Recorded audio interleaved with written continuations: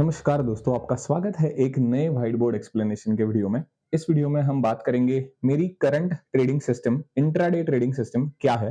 Previous video में मैंने detailed वे से आपको पूरी की पूरी जर्नी समझाई थी।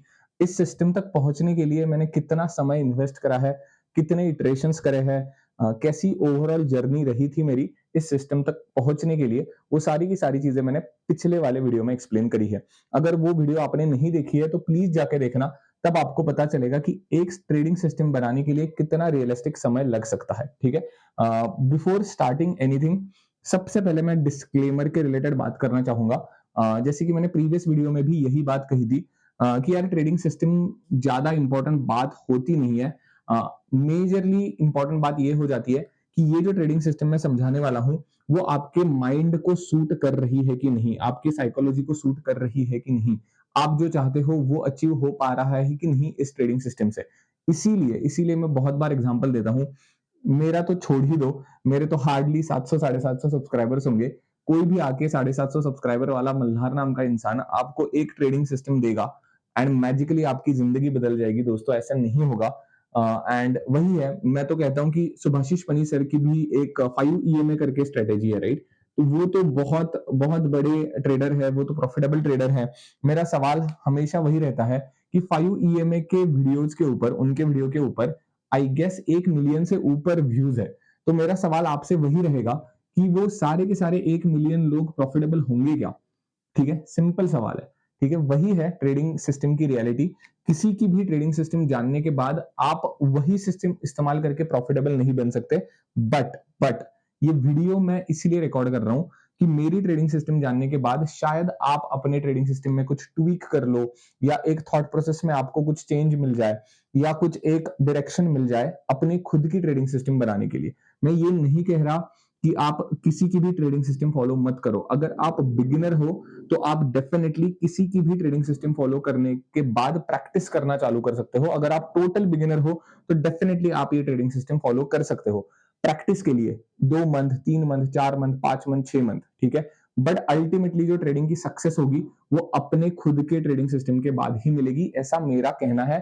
किसी की दूसरे की ट्रेडिंग सिस्टम चेप के लॉन्गर रन में प्रॉफिटेबल बनना, मुझे उसमें थोड़ा सा डाउट लगता है दोस्तों। ठीक है, तो ये सारा डिस्क्लेमर देने के बाद अभी फाइनली चालू करते हैं कि मेरी ट्रेडिंग सिस्टम है क्या। तो मैं पर्सनली मेरे ट्रेडिंग सिस्टम को systematic as well as discrete कहता हूं। इसका सबसे पहले रीजन समझते हैं। सिस्टमेटिक मतलब क्या है?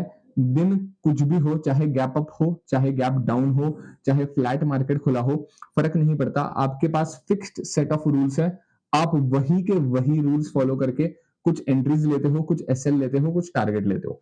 ठीक है, सब कुछ, everything is pre defined. Systematic trading का मतलब क्या है कि भाई ये मेरा 5 EMA का कर्व है, 5 EMA के कर्व के ऊपर से अगर ग्रीन कैंडल बनती है तो मैं बाय करता हूं।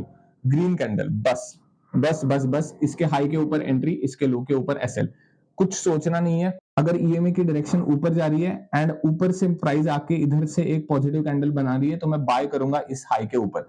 तो ये एक क्लासिक एग्जांपल हुआ एक प्योरली सिस्टमेटिक ट्रेडिंग सिस्टम का। सिस्टमेटिक ट्रेडिंग मतलब आपको इफ नहीं मिलेंगे, बट नहीं मिलेंगे, कुछ भी टेक्निकल एनालिसिस आपको लाइव मार्केट में नहीं इस्तेमाल करनी, उसको कहते हैं सिस्टमेटिक ट्रेडिंग। मैं पर्सनली डिस्क्रीट ट्रेडिंग मुझे पर्सनली बहुत ज्यादा मुश्किल लगती है। डिस्क्रीट ट्रेडिंग अगर आप कम एक्सपीरियंस के साथ करना चालू करते हो तो आप ओवर ट्रेडिंग का शिकार हो सकते हो। तो मेरी सिस्टम क्या है? मेरी सिस्टम सिंपल है। डिस्क्रीट ट्रेडिंग क्यों है ये? मैं दो हॉरिजॉन्टल लेवल मार्क करने के लिए अपने टेक्निकल माइंड को फ्रीडम देता हूं। मैंने पिछली वीडियो में भी ये बात करी थी, डिटेल बात नहीं करी थी। तो बेसिकली वही है। प्रीवियस 5 मिनट की टाइम फ्रेम होती है, बाय द वे 5 मिनट की टाइम फ्रेम। ठीक है, 5 मिनट के टाइम फ्रेम के ऊपर चार्ट देखना है। उसके बाद जो प्रीवियस चार्ट जैसे भी बना होगा उसके हिसाब से एक रेजिस्टेंस ड्रॉ करना है, एक सपोर्ट ड्रॉ करना है। इधर तक पता चला? इसीलिए ये दो लाइंस ड्रॉ करने के लिए मेरे पास कुछ फिक्स सेट ऑफ रूल्स नहीं है। मेरे टेक्निकल एनालिसिस का इस्तेमाल करके मैं वो ड्रॉ करने की कोशिश करता हूं। टेक्निकल एनालिसिस जो बट हॉरिजॉन्टली होता है, वो ट्रेंड लाइंस को नहीं मार्क करता मैं। ठीक है, एंड दो ही होते हैं।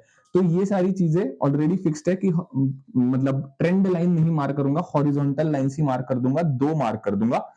कौन सा सपोर्ट लेना है, कौन सा रेजिस्टेंस लेना है, it totally depends on my technical experience. तो इसीलिए ये डिस्क्रीट कैटेगरी में आ जाएगी। तो ठीक है, अभी समझते हैं सिस्टमेटिक ट्रेडिंग में इसको क्यों कह रहा हूं। मेरे सारे के सारे पैटर्न्स प्री डिफाइंड है। ये एम पैटर्न, ये डब्ल्यू पैटर्न, यहां से मार्केट नीचे ब्रेकडाउन करा, ऊपर आया, नीचे, एंड यहां से ऊपर गया, नीचे आया एंड ऊपर। ठीक है, तो बेसिकली इन सारे चार टाइप्स के ट्रेड्स को हम चार कैटेगरी में डिवाइड करेंगे। एक हो गया सेल ऑन राइज, जो कि एम पैटर्न का ट्रेड होता है। ठीक है, दूसरा होता है buy the dip, B buy the dip. ठीक है, ये डब्ल्यू पैटर्न का ट्रेड होता है। एंड तीसरा होता है ट्रेंडिंग, चार नहीं तीन होता है वैसे, trending upward and trending downward.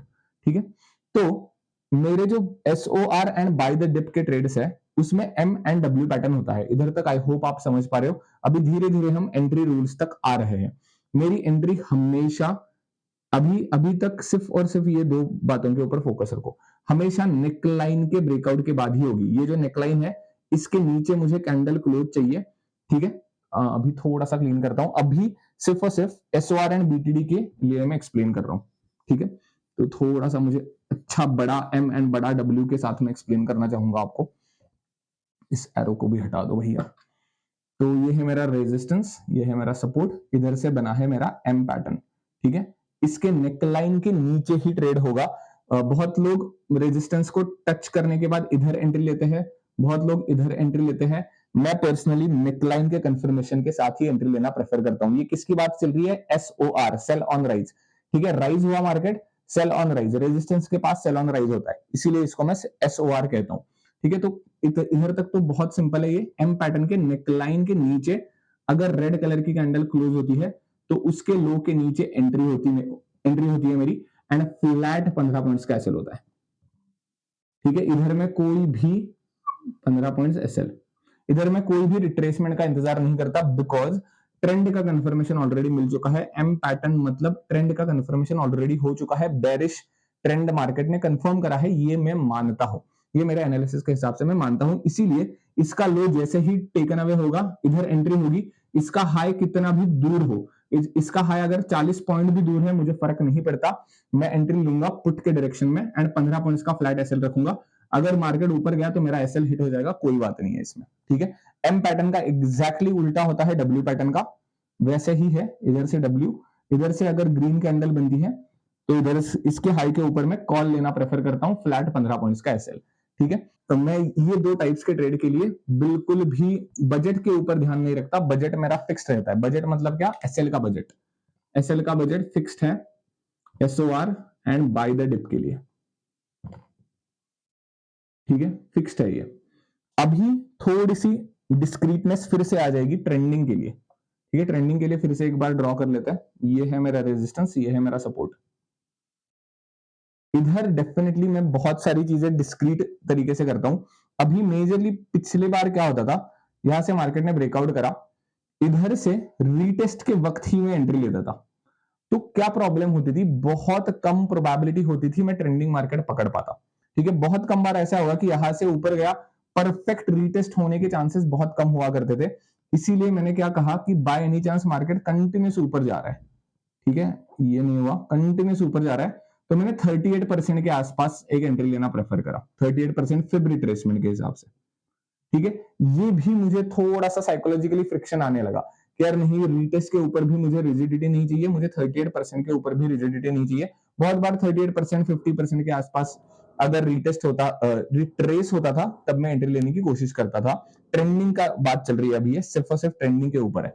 SOR bye the dip खत्म हो गया, ठीक है, उसके अलावा कुछ है नहीं, 15 पॉइंट्स का फ्लैट एसएल होता है। तो मैंने किया क्या, मैंने डिस्क्रीटनेस इसमें ट्रेंडिंग इसमें डिस्क्रीटनेस वही है, इसीलिए मैं कहता हूं सिस्टमेटिक प्लस डिस्क्रीट है ये। अभी मुझे कंफर्मेशन मिला है मेरे रेजिस्टेंस के ऊपर मार्केट आके एक या दो कैंडल क्लोज कर चुका है। ठीक है, एक दो कैंडल्स का तो रूम दे ही देता हूं मैं। तुरंत मैं ये डिक्लेयर नहीं करता कि भाई ये ब्रेकआउट हो ही गया। बहुत बार ऊपर जाके नीचे आके क्लोज होता है इमीडिएटली दूसरे कैंडल में, तो थोड़ी सी रूम देता हूं, थोड़े से पॉइंट्स की रूम देता हूं एंड एक या दो कैंडल्स का इंतजार करता हूं। इसके ऊपर अगर क्लोज हो गया तो उसके आगे का एक्शन प्लान मेरा सिंपल रहता है, इधर से कुछ भी स्ट्रक्चर बनाए मार्केट, ठीक है, आइदर कंसोलिडेट करे, आइदर रीटेस्ट करने आए, या कुछ भी 38% रिट्रेस करे या 50% रिट्रेस करे, कुछ भी हो जाए मैं कॉल ही ढूंढूंगा, hunt for call, call hunt. ठीक है, मतलब क्या, ऊपर जा रहा है इसीलिए कॉल हंट, नीचे जाता है तो पुट हंट होगा। हंट मतलब क्या, मेरा दिमाग सिर्फ और सिर्फ कॉल की अपॉर्चुनिटीज ढूंढना चालू करेगा। एंड इसमें एक लिमिट रहे, क्योंकि ये डिस्क्रीट है, टोटली डिस्क्रीट है। इधर एस ओ आर बीटीडी जैसा नहीं है कि भाई नेकलाइन के ब्रेकआउट के बाद लो के ऊपर, लो के नीचे, सॉरी एम पैटर्न के लो के नीचे एंट्री लेनी है। ये फिक्स्ड रूल नहीं है ना, इधर इधर कुछ भी फिक्स नहीं है अभी, अगर आप देखोगे तो। मैं सिर्फ और सिर्फ कह रहा हूं, मेरा ब्रेकआउट का कंफर्मेशन हुआ है, मेरे हिसाब से मुझे कॉल ढूंढना है। उस वक्त मैं इस बात का ध्यान रखता हूं, बजट का। बाय एनी चांस कोई भी एसएल, मतलब कोई भी कैंडल 20 पॉइंट से ज्यादा बनती है तो मैं अवॉइड करता हूं। ठीक है, ध्यान से सुनना, अभी अवॉइड रूल्स की तरफ आ चुके हैं हम लोग। इधर अवॉइड करने का सेंस ही नहीं बनता। एसओआर है, बाय द डिप है, कुछ अवॉइड करने की जरूरत ही नहीं होती। ठीक है, थोड़ा सा क्लीन करता है फिर से ब्लैक व्हाइट बोर्ड। तो अभी ध्यान से समझना, बाय एनी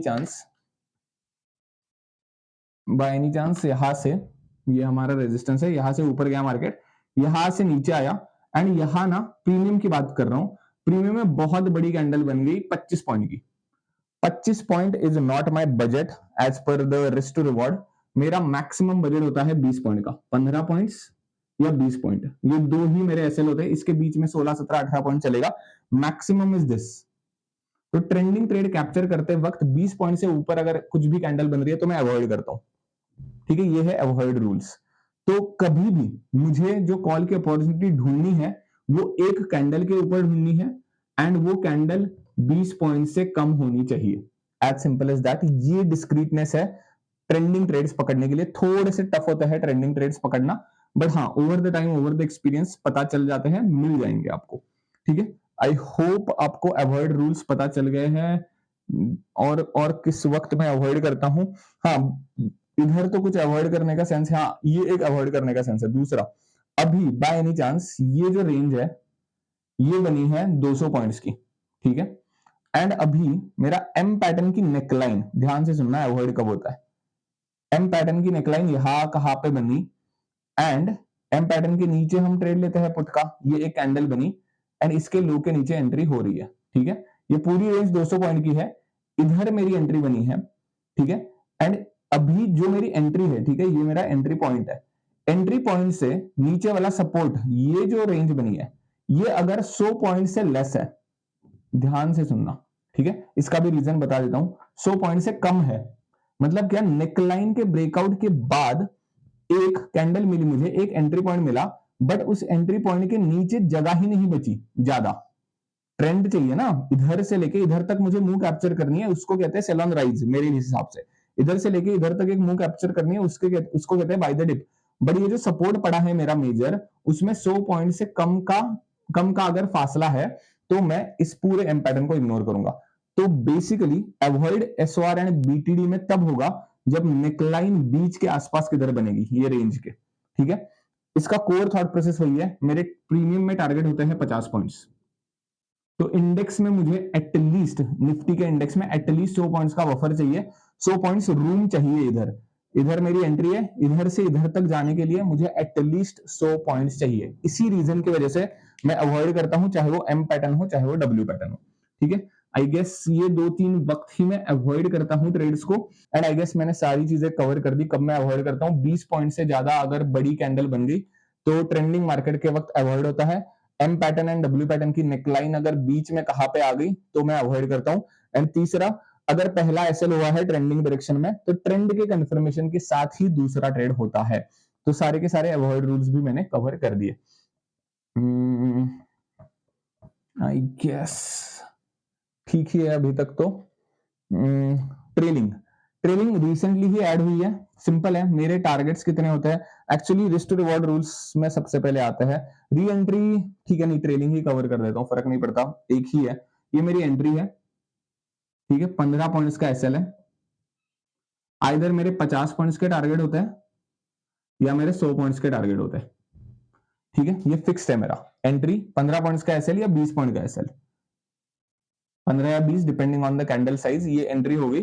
तो अभी 45 पॉइंट्स जब भी कभी अचीव होंगे तब मेरा जो एसएल है वो बस एंट्री के थोड़ा सा ऊपर, कॉस्ट टू कॉस्ट ब्रोकरेज निकालने के लिए ऊपर शिफ्ट हो जाएगा।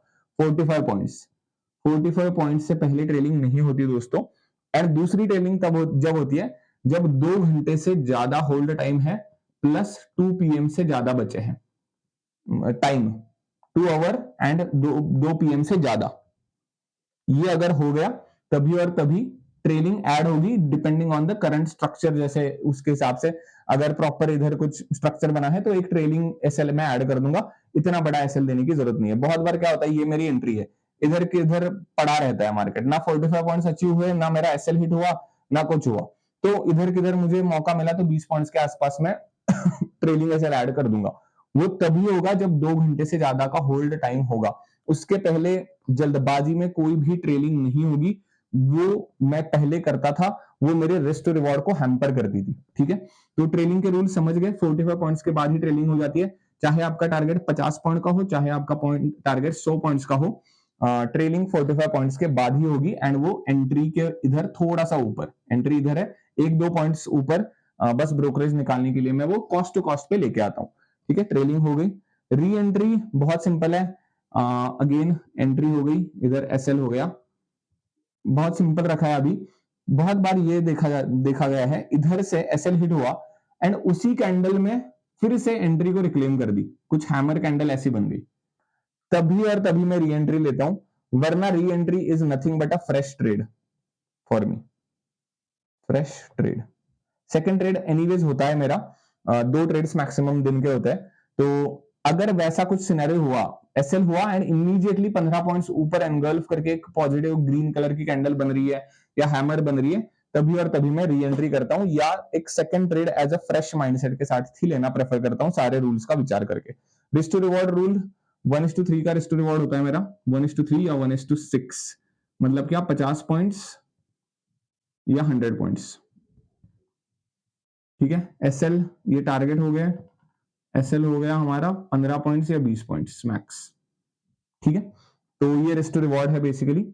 आपको मैक्सिमम इधर ट्रेड लिमिट भी आ गया, अभी 2 ट्रेड्स पर डे। लास्ट के मेरी गलतियां हुई है, बहुत हुई है, आई एग्री, एंट्री के वक्त थोड़ी सी गलतियां हुई है, बट एक बात मैं प्राउडली कह सकता हूं, not a single day 2 trades per day का रूल ब्रेक हुआ है। तीसरा ट्रेड मैंने लास्ट के 3 या 4 मंथ में लिया ही नहीं है। I am very very aggressive कि 2 ट्रेड्स अगर गलत हो रहे हैं या 2 ट्रेड्स मेरे खत्म हो रहे हैं तो तीसरा ट्रेड नहीं होगा।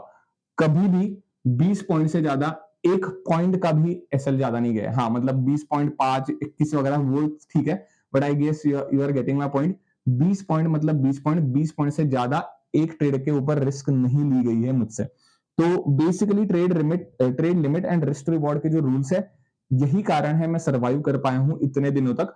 एंड चाहे ड्रॉडाउन कितना भी लगे, वापस जो खड़ा होने की जो ताकत होती है वो इन्हीं रूल्स की वजह से होगी। 2 ट्रेड्स के अलावा अगर आपके 20 ट्रेड हो गए दिन के, तो 6 मंथ का प्रॉफिट या 1 साल का प्रॉफिट, एक दिन काफी है मार्केट को, एक दिन काफी है आपका पूरा का पूरा प्रॉफिट वाइप आउट करने के लिए। ठीक है, तो सबसे ज्यादा इंपॉर्टेंट रूल्स ये होंगे रिस्क रिवॉर्ड के एंड ट्रेड लिमिट के। बाकी सारे रूल्स आपके हिसाब से बदलते रहेंगे, सेल ऑन राइज करना है, बाय द डिप करना है, ट्रेंडिंग करना है एंड ऑल दैट स्टफ। ठीक है, आई होप इसको मैं हाइब्रिड कहूंगा इस पूरे ट्रेडिंग सिस्टम को, एंड आपको कुछ ना कुछ इस सिस्टम से सीखने को मिला होगा। आपके कोई भी डाउट्स है मेरे ट्रेडिंग सिस्टम के ऊपर आप मुझे पूछ सकते हो, बट अगर आप आई गेस जैन या फेब या जैन 2025 के वीडियोस कोई भी देखना चालू करो, आपको यही सिस्टम फॉलो होती हुई दिखेगी। थोड़े बहुत ट्रेनिंग वगैरह के rules over the time update हुए हैं, बट ओवरऑल थॉट प्रोसेस यही देखने को मिलेगी आपको। ठीक है, तो यही है डिस्क्लेमर, प्लीज याद रखना, ऐसा कोई भी मैं दावा नहीं करना चाहता कि ये बहुत ही ज्यादा प्रॉफिटेबल होगी आपके लिए, बट आई गेस यही सिस्टम है जो मैं अभी फॉलो कर रहा हूँ। एंड जैसे कि मैंने प्रीवियस वीडियो में कहा था कि अभी इसके अलावा मैं ज्यादा चेंजेस नहीं करना प्रेफर करूंगा। अगर वर्कआउट होना होगा इंट्राडे ट्रेडिंग को मेरे लिए तो यही सिस्टम होगी। थोड़े बहुत ट्विक्स चलते रहेंगे, बट फंडामेंटली सिस्टम नहीं बदल रही अभी। ठीक है, तो that is it for this video. अगर आपको इस वीडियो से कुछ भी सीखने को मिला है तो please hit like and subscribe to the channel. अगर आपके कोई भी डाउट्स है तो आप कमेंट्स में पूछ सकते हो। Thank you, bye bye.